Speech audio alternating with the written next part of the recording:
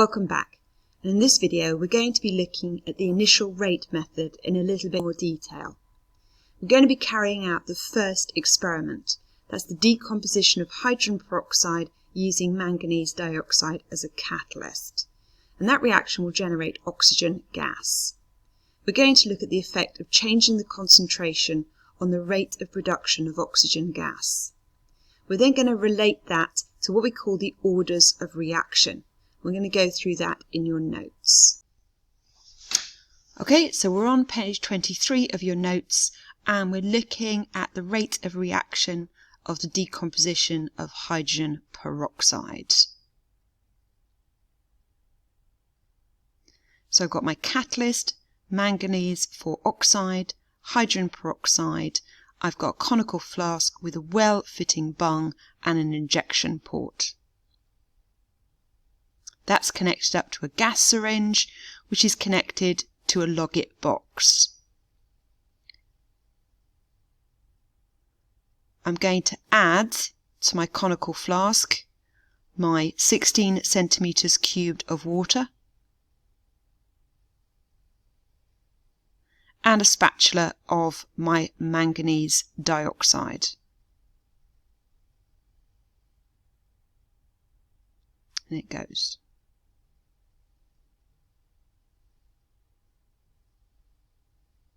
And I'm going to switch my magnetic stirrer on. The bung is fitted tightly so the gases can't escape, and I'm going to measure out 4 centimetres cubed of hydrogen peroxide. I'm now going to inject the hydrogen peroxide into the mixture. This is going to generate oxygen gas, which is going to move the gas this way, and that's attached to the logit box. So make sure my magnetic stirrer is on. In goes the hydrogen peroxide, and you can see there the gas syringe moving outwards, pushing the arm backwards. So when the experiment is finished, I'm going to repeat using the same amount total, but reducing the amount of hydrogen peroxide and slightly increasing the amount of water. And I'll need to do that a couple of times to finish off the experiment. So I've got a range of data that I'm then going to manipulate and look at the rate of the reaction.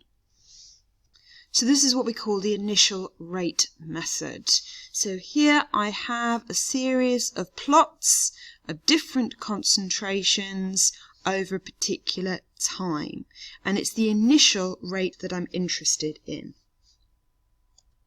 So to find the initial rate, I've drawn tangents to my curves through the origin, through the t equals 0, because that will give me the concentration at the highest degree of accuracy.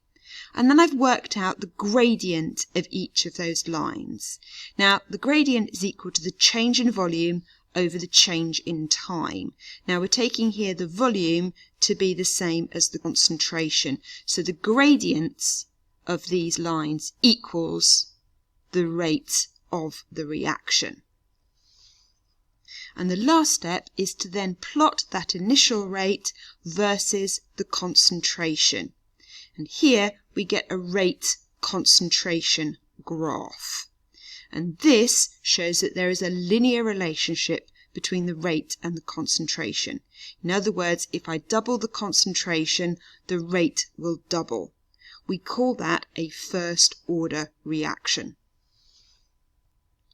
So we call this a first order reaction if we look at the rate and the concentration. So the rate is directly proportional to the concentration.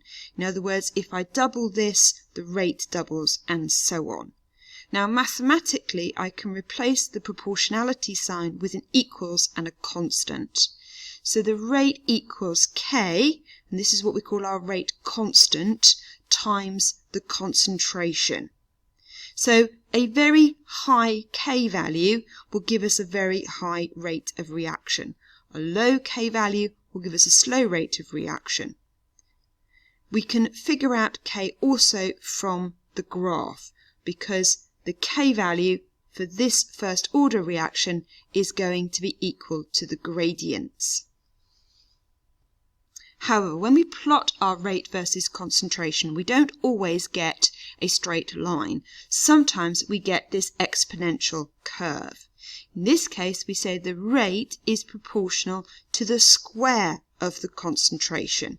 In other words, if I times the concentration by 2, I'll times the rate by 2 squared. If I times the concentration by 3, the rate will change by 3 squared.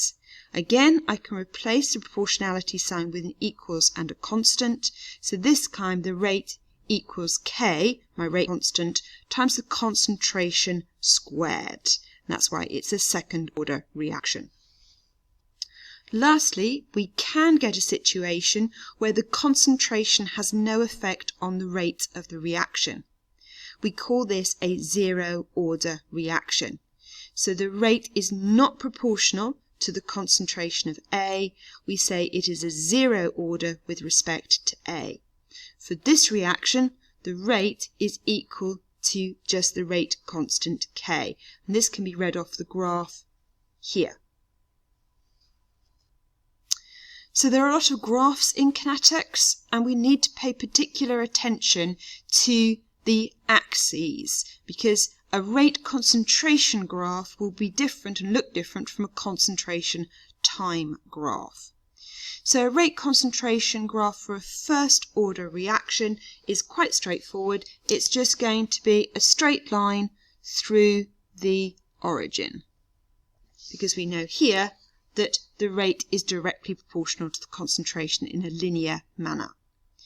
If, on the other hand, we looked at the first order for a concentration time graph, if we're looking at a reactant, we should see that it starts at the high concentration, because our reactants have the highest concentration at the start of the reaction, and then that concentration decreases until it reaches a minimum value. To find the order of reaction to this method, we would draw again a tangent to the line, measure the gradient of that line, and that would be our rate.